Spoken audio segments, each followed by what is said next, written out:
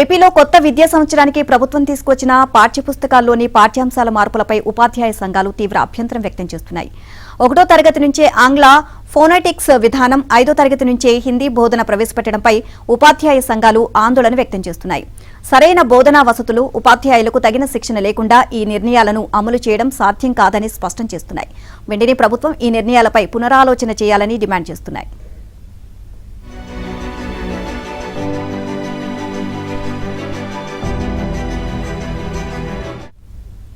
రాబోయే విద్యా సంవత్సరానికి సంబంధించి విద్యాశాఖ పాఠ్యపుస్తకాల్లో కీలక మార్పులు చేస్తుంది. ఇందులో భాగంగా ఇప్పటి వరకు 6వ తరగతి నుంచి బోధిస్తున్న హిందీని ఇకపై 5వ తరగతి నుంచే ప్రవేశపెట్టాలని నిర్ణయించింది. అదేవిధంగా 1వ తరగతి నుంచి ఆంగ్ల ఫోనెటిక్స్ విధానాన్ని అమలు చేయనుంది. విద్యార్థుల్లో చిన్న వయసులోనే భాషా నైపుణ్యాలను పెంపొందించడమే లక్ష్యమని అధికారులు చెబుతున్నారు.